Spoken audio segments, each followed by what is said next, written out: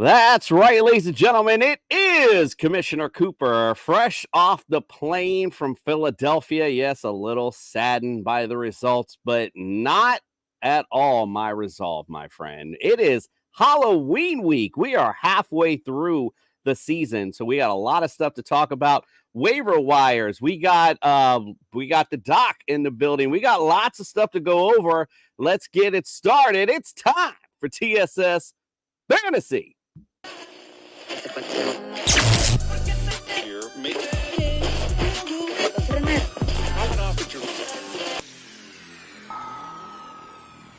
It's time for TSS Fantasy. Fantasy.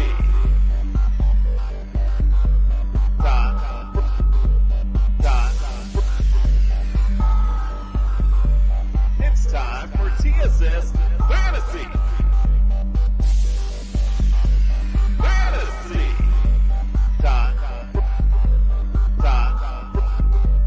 It's time for TSS Fantasy. You know, the great thing about being a football player is you don't have to take a shower to go to work. There it is.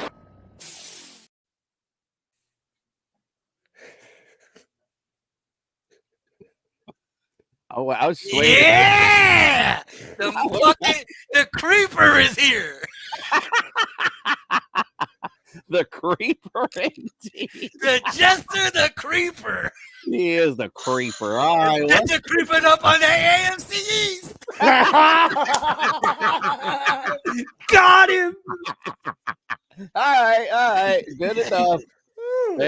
Fair enough. All right, let's get started. Welcome into the studio. Fuck Freddie. Let's welcome the Judge Jordan. Welcome into the studio.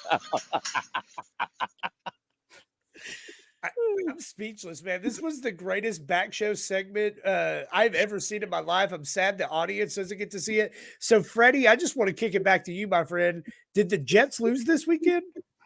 No, we won by default. We won by staying our asses home. Right. We won because the Bills lost, the Dolphins lost. Bro, it was a great coach lost. Like, it was just an all-around great week for the New York Jets, and we didn't even have to leave our couch. I'm so glad that way you have your picture set up with the hat, right? It's perfect for the fucking clown that you are. Let's welcome into the studio, Justin Jesus Herrera. Welcome in. Oh man, I don't know how I can even follow that. I'm just gonna say thank you for tuning in, all two of you. I think it's one now. Thank you so much for tuning in. Keep coming because it just keeps getting fucking better. This is mid-season form Freddie and Jason right now. It's just going to get motherfucking better. It's going to keep on going. Let's go. The Jets are not quietly, nor loudly, nor whatever how you want to describe it. They are not any type of legit. Let's get that out of the way.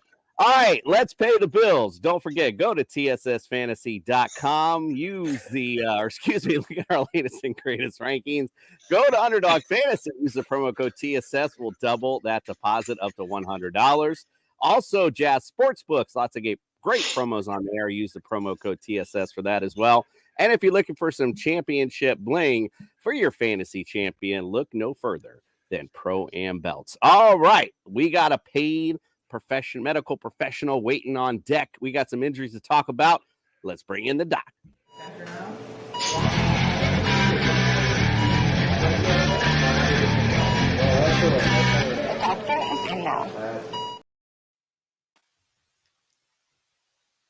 And welcome, my friend, to week 8, halfway through the season. We are happy you are here. Welcome into the studio.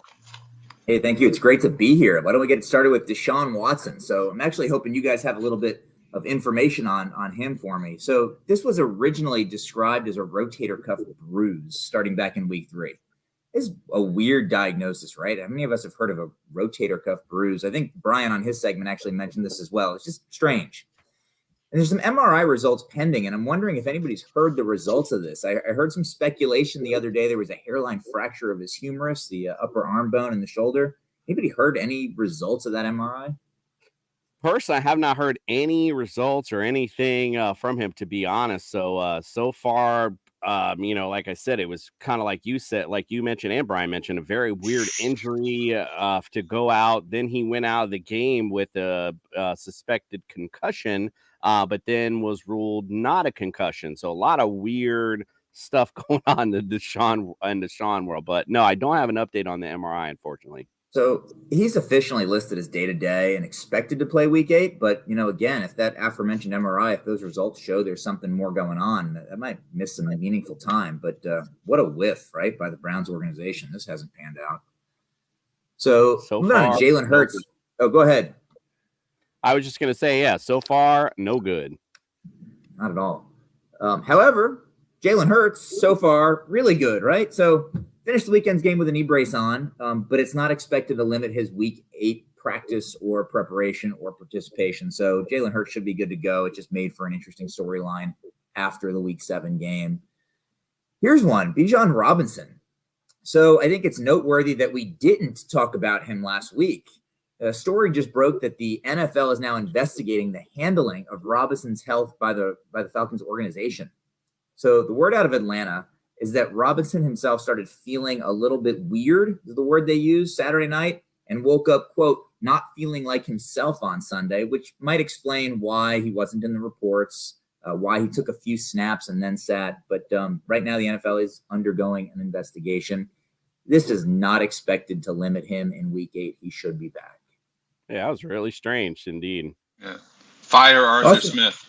Who said that? The whole world. Austin Eckler played through an ankle injury sustained during the first half of week 7, but the fact that he came back and played through, it's a good sign for week 8. I'm counting on Austin Eckler playing. Jerome Ford, however, he's expected to be out for the next week or 2. He sustained a low-grade high ankle sprain in Sunday's win. Again, I think even a 2-week timeline is optimistic for him. Those high ankles can take a little bit of time, so don't count on him week 8. I don't know if their bye is coming up, but don't count on him for a couple of weeks now. Christian Watson injured his right knee at the end. It was like the penultimate offensive play or something like that of Sunday's loss to Denver. This might not be a big deal, but this is the same knee that he had surgery on in June. It's cost him time repeatedly. He had like a hamstring there going on with the knee at one point. So he's missed a lot of time with this same knee. No official status on him for week 8, but it's not encouraging that he's missed so much time over the last few weeks.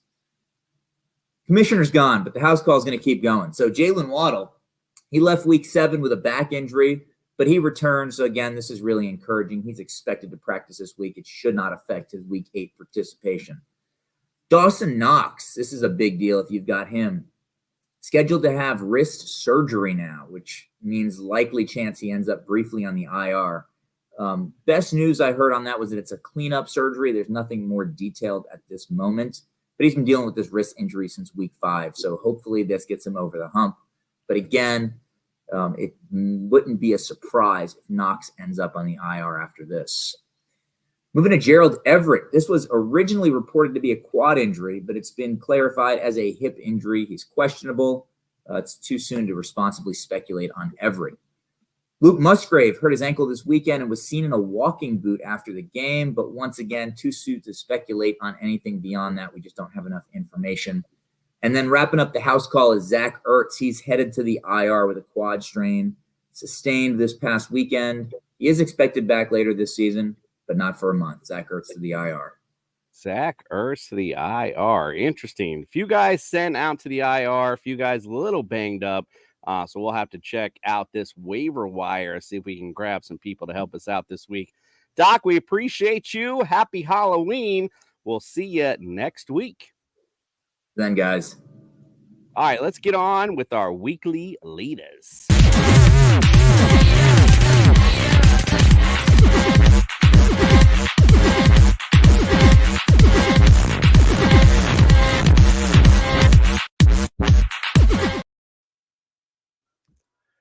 All right, well, let's get to our weekly leader. Start out the QB position. Pat Mahomes, numero uno, 34.9. Lamar Jackson, 33.9. Garner Minshew, number 3, 28.1. Josh Allen 25.3, and Jalen Hurts 24.3. Let's go to Jordan first. Anyone on this list that caught your eye? Gardner God Mode Minshew, baby. Minshew Mania is back. And Freddie may not be messing with the Indianapolis Colts right now, but I sure as hell am as long as Gardner is at the helm. Let's go. I like it. I like it a lot, as they say. Let's look at the QB. Anybody else got anyone in the QB position they want to shout out before I move on to running backs? All right, let's go to the running back position. Deonta Foreman. Now, I want to know who in their rankings had him number 1 this week. So let's just call it like it was. 33, hammering them points for Deonta Foreman. Alvin Kamara, 29.3. Jamar Gibbs, 27.6. Travis Etienne, 22.7. And, of course, got to get Christian McCaffrey up in the top 5 when he plays. He finishes out at 22.6. Justin, any of these running backs that you took note of this weekend? Yeah, Jahmyr Gibbs finally showed up. I love it. Even though it was a last-minute touchdown, garbage time touchdown, you gotta love that. He's back in and he's finally showing some life. Maybe it'll move over now that David Montgomery's coming. So maybe he can roll that over into the next week. But also, Deonta Foreman, love that play. I kind of expected a big game. I didn't say he's going to be RB1, but I kind of expected a big game from Foreman, and he well exceeded my expectations. Travis Sumner, no, I think I said good Gardner Minshew. Like, dogging it out. Anyone else want to, in the running back spot, they want to shout out before we move on? I just don't think Fantasy G justice, and maybe it's because I've been praying for weeks over this, but finally we got the Jahmyr Gibbs game. Finally. We sure did. A little bit of injuries to David Montgomery certainly helped that out a little bit. But yeah, he certainly had a great game. All right, let's go. Taketh away sometimes. Indeed. Let's go to the receivers. Jordan Addison. Ooh, I hope you added him during your drafts. 31.3. AJ Brown, 29.7. Tyreek Hill, 25.8. Josh Downs, down with Downs. We talked about him a few times already on this show. 25.3. And number 4, and Puka ends up at number 5, 23.4. Any of these receivers caught your eye there, Fred? Addison, only because he was playing against what was supposed to be a solid 49ers defense. And I watched that whole game, and that they were just throwing the ball everywhere across the field. Purdy didn't help by throwing the interceptions, but Addison looked really, really good that game. And, when Jefferson comes back, maybe they finally figured it out what to do, because they were airing it out, man. Yeah, and they're set up for a nice little run. Actually, I was sitting there looking at the when they played the Niners, I was like, oh, you guys might be in trouble. Now, look, you have the Packers next. I mean, they got the bulk of the division going on, so Vikings set for a nice little run. So don't forget about Kirk Cousins and your boy Addison. We got Travis in here saying Addison, the MFer, and he bumped that guy. I guess probably abused him this weekend more than likely. Catch. It surprised me. At least I don't know where he ended up, but I'm surprised not in the top 5 is Brandon Ayuk, like in that matchup with the Vikings, and no Deebo Samuel. He didn't throw to him after the second half. Yeah, it was really strange. And why? It was stupid. Like, don't even get me involved in that shit. I got so much shit I got to air off my fucking chest right now. Kyle Shanahan, the worst fucking, when you expect he's gonna fucking go off, the worst. Because he has a lethal weapon in Ayuk, and he just decides, I'm going to pepper Jawan Jennings across them. What the fuck are you doing with Jawan Jennings, bro? Come on. At least the refs didn't decide to go full on board the other opposing team, where they don't call any penalties at all against them, when I'm sitting in the stands and I could see them holding. It was so ridiculous. Anyway, let's go on. That happened in the Colts game too, man. That's why the Colts lost that game. It was another bad officiating game at the end there. The officiating's been terrible. And I'm not saying Miami would have won or lost if the officiating was better. However, it just should have been closer due to some of the calls that were made. It was like, come on, bro. Like, seriously. I mean, the one thing I will say, being there, I must have seen their right tackle fucking do a false start on every fucking play. I was calling it out. I'm yelling it. And I seen us do it one time and they called it. And I literally flipped the fuck out because I was like, you have got to be kidding me. I've been calling this whole game. Anyway, all right, I'll shut up. All right, let's get moving on. That's right. You can't stop the brotherly shove. I agree. And I don't think they should stop. They shouldn't have any rule against it. I think if you either stop it or you don't, period. I don't think they didn't try that once against the Jets because they didn't have the opportunity.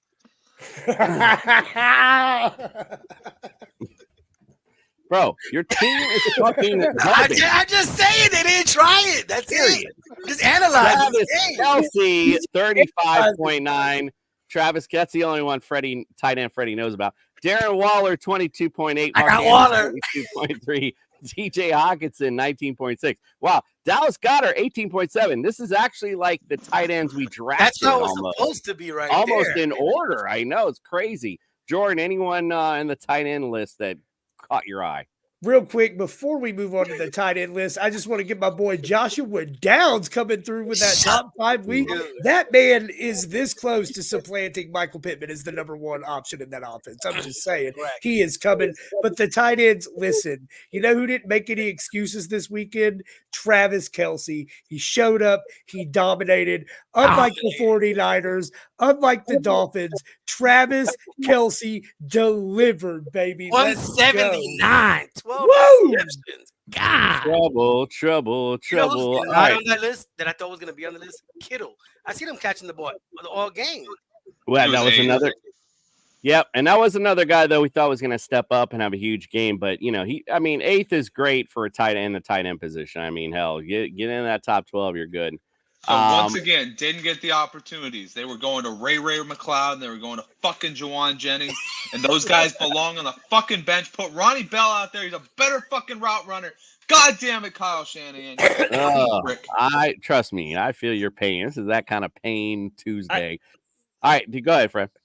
I didn't say nothing. I'm just enjoying it. I feel like, you know, we've got a doctor, we got a judge, we got a Jesus, we got a jester.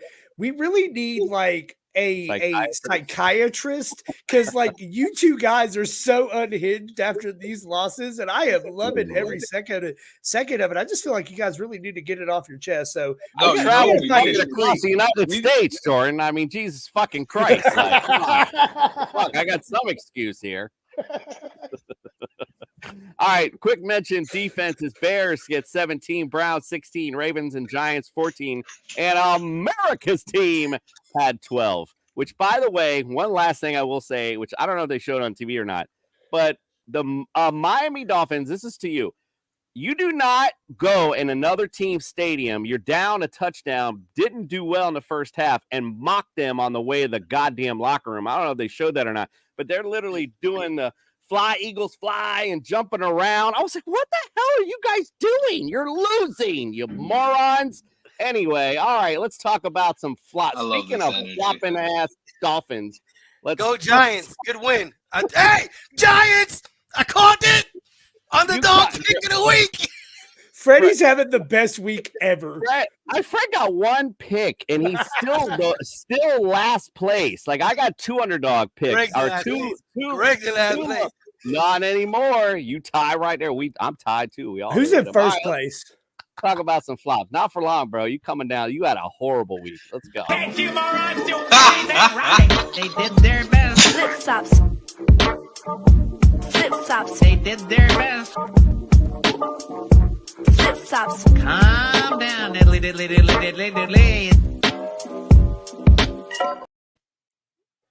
Kind of wish Nick was in for this. This is Nick's kind of night tonight, you know. All right, let's go to some notable flops. Matt Stafford coming in at number 15. Talk about Brock Purdy at 16. Geno Smith 17th. Russell Wilson 18th. Justin Herbert 21st. Tua 22nd. Sam Howell 23rd, and Jared Goff at 24th. Justin, anyone you worried about here on this list? Shit. I mean, you can't worry about him too much because it's like it happens.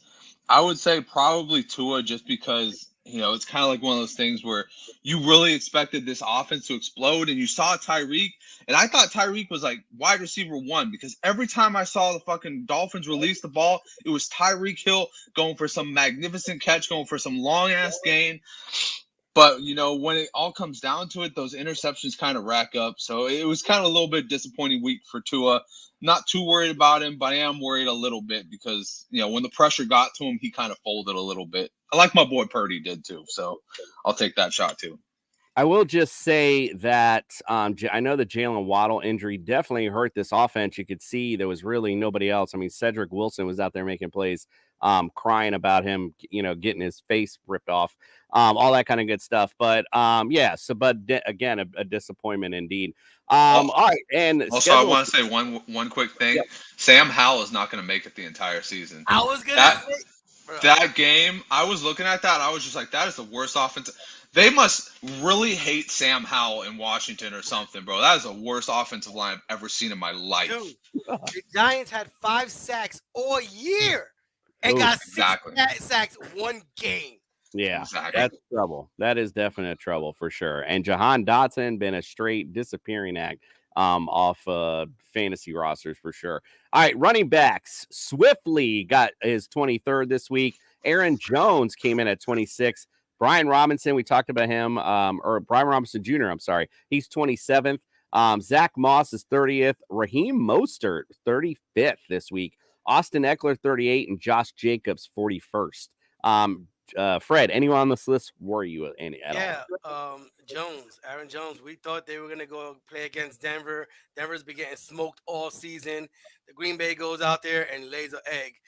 They should have been running, but it just didn't amount to anything. I don't know how they lost to Denver, but they did. It was kind of embarrassing loss because now all I've been hearing about is what are the Packers going to do now for the rest of the season. So run the ball. They did utilize A.J. Dillon a little bit. I was a little pleasantly surprised there, but maybe that's because just Aaron Jones, I just don't think he's quite right yet, honestly. I think, he came off that injury, and I just don't think he's fully healthy. It's the only thing that can really explain him not playing well right now. So that would just be my, 2 cents on that one. All right, well, let's go on to the receivers. Devonta Adams came in this week at number 24. Chris Olave was 25th. Chris Godwin, 26th. Jalen Waddle, mentioned him earlier, 27th. Zay Flowers, 28th. Keenan Allen, 42nd. Devonta Smith, 44th. Tyler Lockett, 48th. Cooper Kupp, 53rd. Amari Cooper, 63rd. And how about these ones? Gabe Davis, 88, and Calvin Ridley, number 90. Ew. Jordan, anyone on this list you're worried about?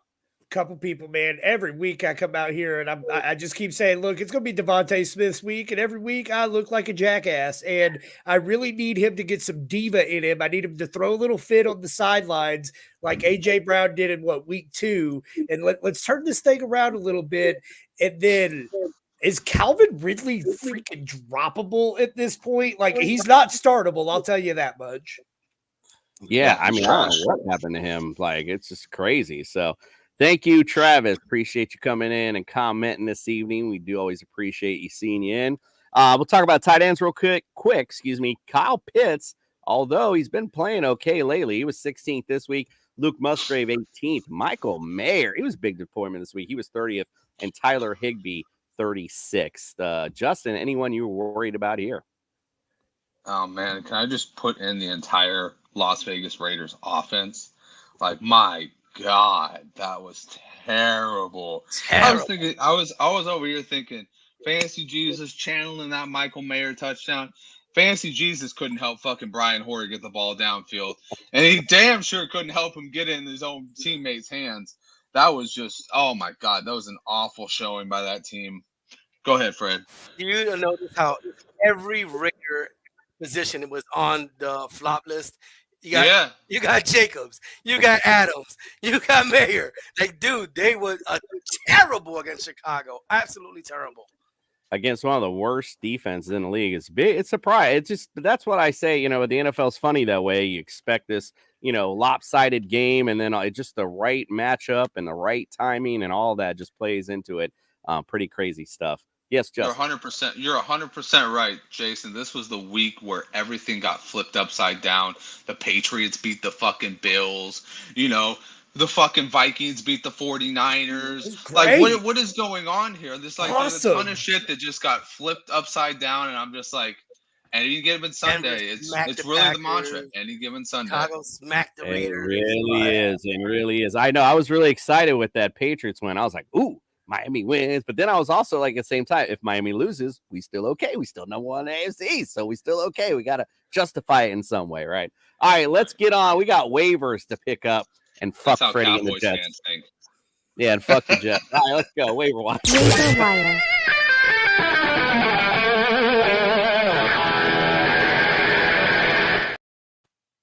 All right, we'll go around said room. Jordan, we'll start with you. Give me a pickup this week on the waiver wire at the QB position that you're going to salivate and pick up this week.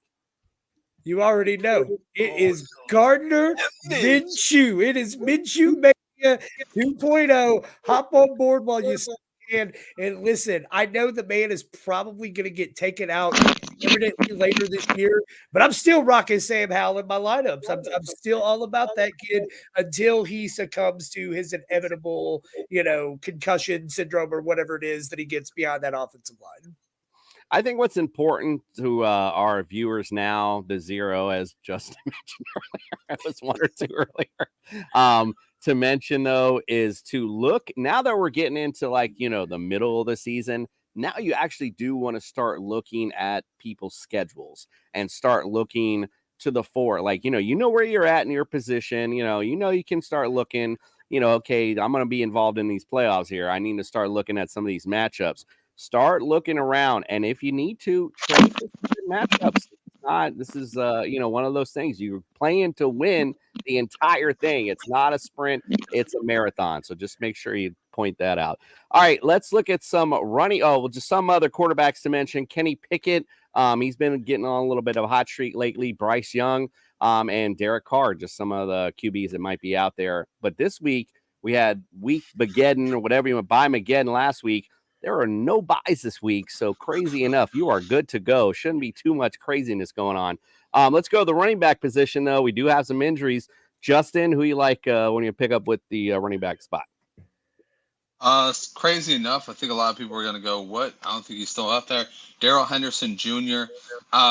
Thing is, he wasn't taken in all your leagues because nobody thought he was going to be the guy until the very last minute. Everybody was scrambling to figure out who was going to be the guy. So he might still be there. Go grab him because you got 3 more weeks, 3 good matchups against Seattle, the Packers, and then I can't remember the last team. But I remember thinking it was the Cowboys. Cowboys this week. Of course, the Cowboys that got ran over by Christian McCaffrey. They're going to be a great matchup this week for them Rams. Look out for Darrell Henderson Jr. on your waiver wire. Yeah, and again, talking about opportunities, the starter's out for at least Kyron Williams, at least out another 3 weeks. So you at least got a viable starter going forward. Deonta Foreman, obviously, since he had the big game, obviously everybody's going to be slobbering over him if he happens to be out there. Kareem Hunt becomes an interesting name with Jerome Ford being hurt. He actually had some good points this weekend. So look for Kareem Hunt on the waiver wire. Chuba Hubbard, I'm not sure if he's probably been already, that ship might have sailed already. Miles Sanders will be coming back here, but somebody you could pick up. Zeke Elliott, he's actually been used a lot more in this offense. They utilize him quite frequently. Actually, I saw in that Bills game. So somebody to take a look at as well. Mari DeMarcado as well. He looked like he seemed to get the fair share of stuff. Looked like Keontae Ingram either got hurt, something happened during that game because I didn't really see much of him. So DeMarcado might be the guy in Arizona until Connors comes back. And Devin Singletary, while Dameon Pierce continues to struggle, he seems to be the guy they're utilizing. So if you're hurting for a running back, need somebody throwing your flex spot, might be somebody to take a look at. All right, let's look at receivers this week. Fred, I'll go to you. Give me a receiver you're picking up off the waiver wire. Funny enough, I picked up both the tops, Downs and Rice. I'm going to go with Rashee Rice. He's actually starting to figure into the Kansas City offense a little bit. When when it wasn't Kelsey catching the ball, he got a nice little touchdown in the back of the end zone. So I was super happy with him. I know he already mentioned about Minshew that Downs might be taking over Pittman's job. Either one of those are going to get you points. Those are the two I'm going to go with. Kevin Bourne is another guy to throw out there. Had a good week this week. I know Jaden Reed, he scored again. We talked about him when we had our first little family fantasy feud. He was the most targeted in the red zone. I don't know where he was, but he was in that top 5. And he got another target and got in the end zone this week. So somebody, again, if he's out there to pick up, and Elijah Moore seems to be getting utilized a little bit more in the Browns offense. And if Deshaun gets back, it could be a little bit more, but PJ Walker seemed to be looking for him a lot. So might not be a bad deal either way. Jordan, you got any tight ends you want to pick up this week? I mean, you could go back after Michael Mayer. Good luck with that after this last week. I mean, you got to play matchups at this point, and who's going to have the best target share. I don't think there's any secret sexy tight end out there, though. No, I mean, Dalton Kincaid, if the Dalton Kincaid owner in your league got frustrated and let him go, I would definitely pounce on that now with Dawson Knox being out for a couple weeks. They seem to utilize him quite frequently in this last game. So Trey McBride also, he definitely should be out there. And with Zach Ertz hurt, at least you have the starting tight end for the Cardinals. I don't know how much he'll be utilized. We'll see. Logan Thomas, he's kind of been up and down and on the down streak. Taysom Hill, I know he's been on a little bit of hot streak lately. Juwan Johnson looked like he's coming back into the fold. So might want to temper expectations with him, but he's also somebody to take a look at. This week, streaming defenses, Jaguars facing the Steelers, who've been up and down. Falcons, I mentioned this defense, man. They have been playing well. They're playing Tennessee, who's been up and down offensively, so it could be a good matchup. Texans have been pretty decent, but they got a great matchup against the Panthers. And how do you not like the Giants D going against those sorry-ass Jets? I would pick that up all day long. All right, listen, it's Halloween week. We like to have a little bit of fun. And I'm going to start out real slow this year, but I'm Friday and Sunday. We're going to have lots of Halloween fun. But at least for this show, I'm going to bring out our fun segment for the year. You got ghosted. If it'll play. You got ghosted.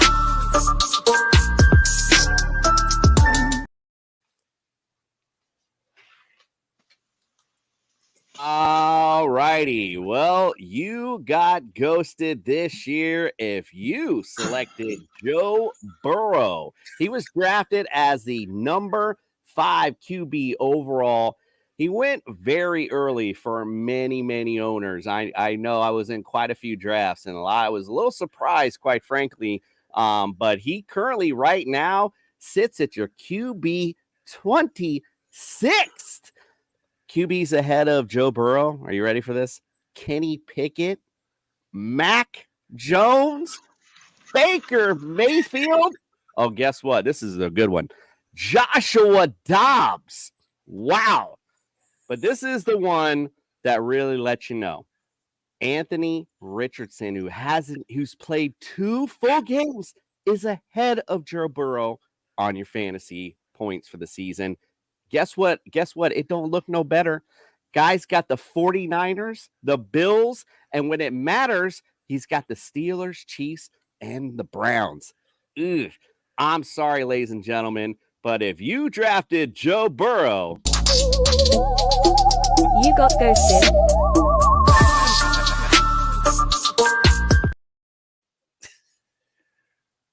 All right, Mr. Jordan, what say you? Who ghosted you this year? Okay, so I'm gonna hit the wide receiver position, and going into the drafts, everybody was so excited about Chris Olave. He was coming off as wide receiver 12 off the board, and in some leagues he was popping in at the end of the first round. He currently ranks as 27th in standard, tied for 19th in PPR with Cortland Sutton, and on a points per game basis, he's 25th in PPR and 35th in standard, behind guys like Romeo Dobbs, Tutu Atwell, Kendrick Bourne, and Josh Reynolds. It would have been really easy for me to say a guy like Justin Jefferson here. It'd have been pretty easy for me to say a Cooper Kupp, right? But those guys were injured, and I knew to sit their asses and not play them in my starting lineups. And unfortunately, I keep having to trot Chris Olave out there week after week after week. In fact, the most action I've seen all season from Olave was the police report on Monday. So for anybody who drafted Chris Olave, I'm sorry. You got ghosted.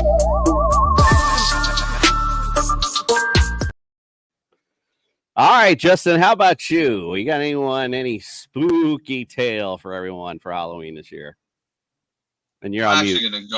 I'm actually gonna go with that aforementioned roll the easy route, as Jordan says, because they were injured. But I'm gonna say Austin Eckler. I'm gonna say Austin Eckler because, man, this guy has got 15 points in the past 2 games total, and that's full PPR. That's his game right there. This guy has been a staple for so long. For 2 years, he's been probably the most dominant fantasy player. And his season is just getting a little bit worse because now schedule is going to kind of get a little harder. The Chargers aren't looking as good on offense as they thought they were going to look with Kellen Moore coming over. And guess what? He got another injury, another ankle injury. So this is kind of feeding into maybe he's hitting that age. Maybe everything that aches is now becoming 4 weeks. So if you drafted Austin Eckler, You got ghosted.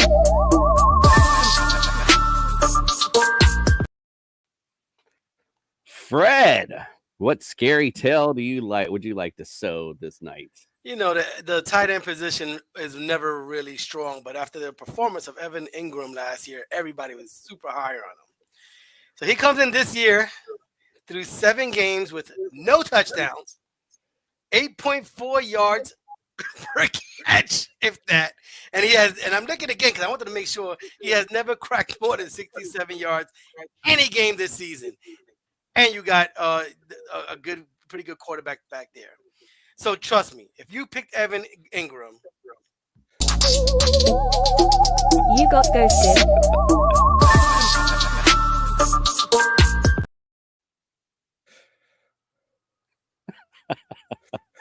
Indeed, you got ghosted. All right. Well, I appreciate your guys' contribution to our "You Got Ghosted" segment. We're gonna have some more Halloween fun later on this week. I'm gonna have some monsters to start and some other good stuff. So don't worry. Stick around for the Halloween fun. We ain't done yet. But get your dancing shoes on, baby, because it's time for the breakdown.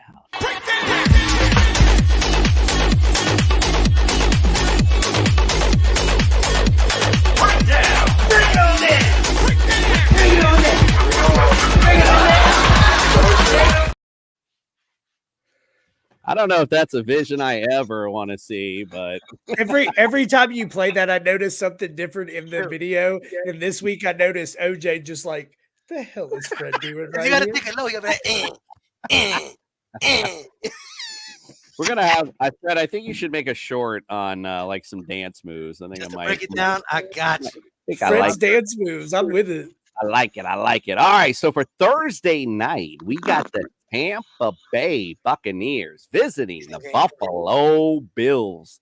60 degrees is the weather. Slight chance of rain.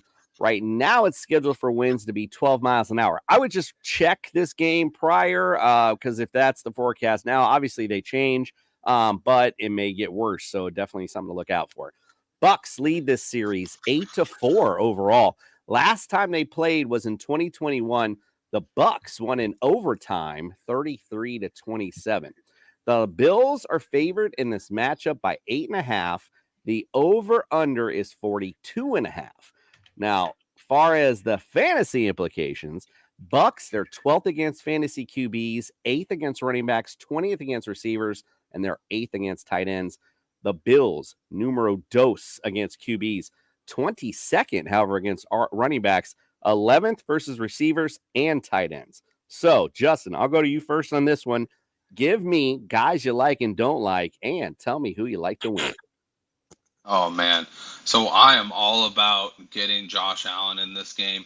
If you have him on your DFS, please start him because Josh Allen's about to go nuclear. Every time he faces a loss, you can guarantee the next game he is going to go absolutely nuclear, which means start Stephon Diggs, put out Gabe Davis. I think this is a big Gabe Davis week. And then Dalton Kincaid, just roll the freaking dice with this kid. I mean, I liked what I saw last week. He put up 14 points. He's, no Dawson Knox anymore. Loving it. Buffalo Bills defense against Baker Mayfield. Baker's been surprisingly good this year, guys. I mean, he only had one interception last week against a pretty stout Falcons defense. I think the Bills are kind of finally feeling the weight of all the injuries that have happened. Maybe not the best pick for this week. I'd probably sit him, but I have no nothing against people that would start them. Obviously, they're a top defense for a reason. And on the other side, I like Mike Evans and Chris Godwin as locks, and then everybody else is kind of like, no, I'm good. I can do without the rest of it. I think Mike Evans is a lock, man. I don't know about Chris Godwin, man. I don't know what him and Baker don't seem to connect well. I don't know what it is with him and Mike Evans, but I do think Mike Evans definitely a lock. Jordan, what do you think? Give me guys you like and don't like, and I probably know your winner anyway. Yeah, I mean, I think Justin said it well. I'm smashing everything on the Buffalo side of the ball. I think this is going to be a huge rebound game for them. And on the other side, I'm going with Mike Evans with complete confidence. I'm getting ready for Judge Jordan already. Going with Mike Evans with complete confidence, but I'm kind of with Coop here, man. If I can find something to throw into the lineup other than Chris Godwin, I'm doing it. Chances are you're not that deep at wide receiver, but if you are, I would explore options there. And Rachaad White actually might be a sneaky play in this matchup with the Bills. The one thing that they're not good against is running the football, although the Bucs aren't very good at running it either. So it's not like, expecting this gangbuster performance. However, they have been giving it up points-wise to the fantasy running back. So just somebody you might play at least in your flex spot if you've lost confidence in them. Fred, what do you think this week? I think it's going to be a lot closer than everybody realizes. They're both playing for something. The Bucs are a game behind the Falcons. They're 3-3. The Falcons are 4-3. It's a must-win game. Like Jordan said, the Bills just took a loss. They usually play fairly good right after they lose, and they have to keep up with Miami. Everybody's really said the receivers all the way, quarterback Josh Allen, but I think it's going to be a lot closer than we think game-wise. I just want to make sure that we all noted that Fred didn't say that the Bills have to keep up with the Jets, right? Everyone heard that. Right? Who would they have to keep up with, right? You heard that, right? Okay, you're done. I don't know nothing else about the fucking Jets. We're already ahead. We beat them already. You're not ahead of nothing. So then they would have to catch up, right? All right, let's look at these picks. We're dressed up to a T here. And I got to love how white Greg he came out his Freddy costume. And look at Freddie Potter. Freddie Potter. Oh my God, this is gonna be a fun week. I promise you. But instead of the hammer, I got the knife out this week, right? So it's Halloween. Let's get the knife out, stab them in. We all like the Bills. I mean, I don't see the Bucs doing anything, but we talked about how the Bills have been struggling. But like I said, the Bucs ain't really doing all that much either. So it is what it is, right? All right. Well, I appreciate you guys for tuning in tonight. Like I said, we got lots of Halloween fun coming up this week. So make sure you check us out on Friday. We'll break down all of week 8. We'll have some Halloween fun while we're at it as well. And then, of course, wake up with us on Sunday. And we'll get all your latest and greatest picks in and betting advice in with all of our friends. Greg, every day. Greg's going to show up for the Halloween special. All right. Well, we appreciate you guys. We'll see you on Thursday. Oh, and don't forget, we got Champs or Chumps tomorrow night, too. We're going to do Bengals 49ers. So make sure you check that out. Yeah. Friday. Sorry, my bad. Oh my God. And you know what I also forgot to do? I'm so glad I didn't close the show yet. Mr. We forgot to get sophisticated. What was I? What am I doing here? You're My on bad. full tilt. with Yo, this yo, past guys, weekend. please don't mind Jason. He's still. Welcome to Sophistication Station. Hello and welcome into another stop on Sophistication Station. I am Andrew LeDuc, aka Mr. Mallard, and this week we have a few guys, just 3 this week, to talk about that you should be picking up off of your waiver wire. First up is Tank Dell of the Houston Texans. Still somehow under 50% owned across ESPN leagues. Tank Dells will be coming back from injury. He should be able to return to be a solid option for this offense that is lacking a consistent run game.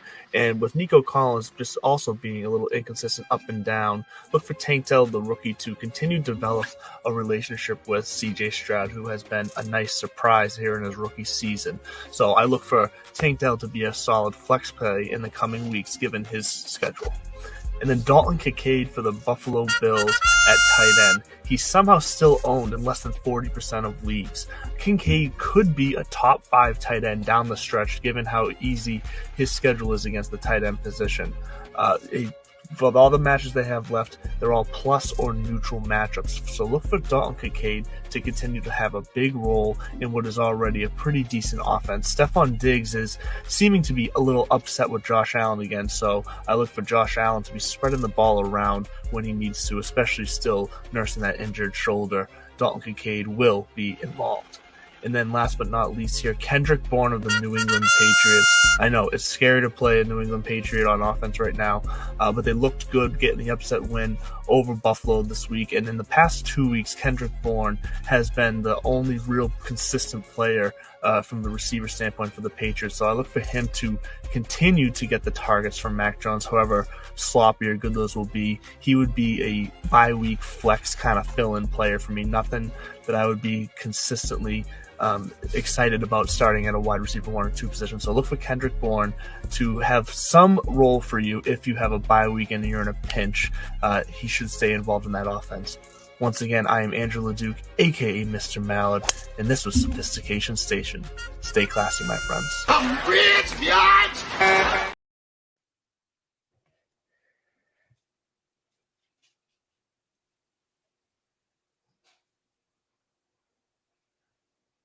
Hey, while Coop is muted, what were you saying before we cut to Mr. Mallard, Freddie? Oh, I was just saying that the reason, Jason's all messed up right now. We know what happened over the weekend. He's just getting his mind right. Oh, who keeps doing that? I don't know what the hell's going on. Hey, before we close tonight, I want to say 2 things. Actually, I want to say a couple things, but before I totally forgot. First of all, to the city of Philadelphia, please do me a favor and fucking flatten out your goddamn sidewalks. Every time I go to Philadelphia, my feet are sore as hell. It happens every time I go. Tighten up. Number 2, the whole thing about Philly fans being obnoxious is complete fucking myth, and I wish people would stop saying it. They were fun, engaging. I had a great time. I had some season ticket holders. Like at one point late in the game when they decide to go for it, this old guy turns around and he's doing this. He's like, you see that? That's what Philadelphia is doing right now. He's talking about the big balls. I mean, it was great. I had a great time. The fans were great. Few obnoxious people, but they're obnoxious people anywhere. And I absolutely had a great time. So I just wanted to throw that out there. All right. Well, once again, appreciate you guys. I already said when to check us out, and we're going to get the hell out of here finally. We appreciate you, and we are out.